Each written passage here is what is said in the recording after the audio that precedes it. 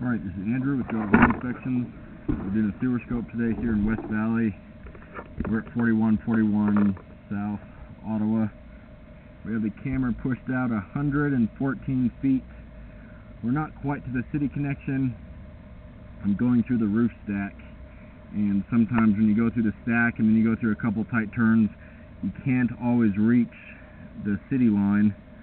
So there's part of the pipe that we're not going to see.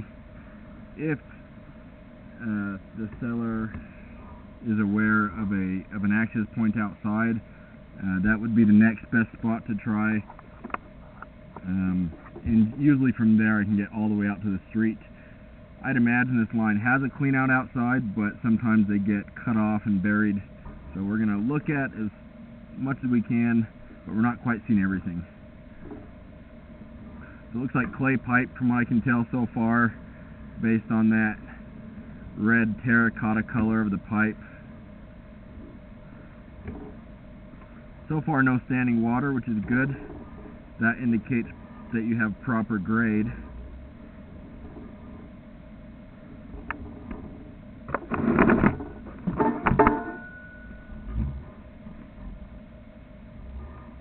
One thing I'm looking at is are the joints.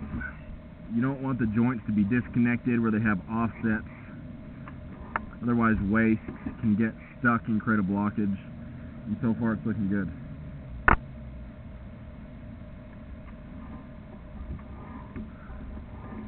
A little bit of buildup. Looks like some roots right there. That's something you could have cleaned out proactively. There you go, roots coming through that joint. They're on the smaller side for sure. Once you have roots, you're always going to have roots, and that'll be something that needs to be maintained in the future. Ooh. So we're 90 feet out. Looks like you have a broken section. This is something I'd recommend doing a spot repair on, which would involve digging up the line and repairing it underground. That can be very costly, several thousand, and depending on where it's at, if that's under the driveway or under the road, that could also really add to the expense.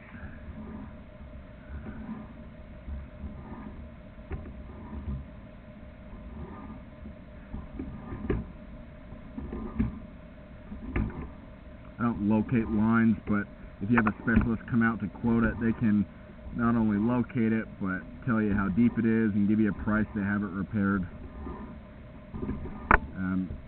Even once that's repaired, I'd recommend getting the insurance on this line. That way, if it has another issue in the future, they can help offset that cost.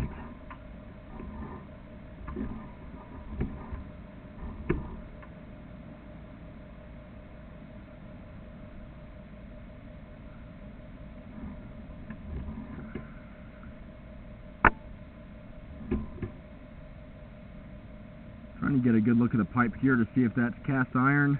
I think it's likely cast iron, or a section of cast iron. It looks pretty rough and rusty, and that's what cast iron does. As you can tell, waste kind of gets stuck on it. So you want to avoid putting wet wipes or feminine hygiene products down the line. Nothing down the line that you don't absolutely need to put down.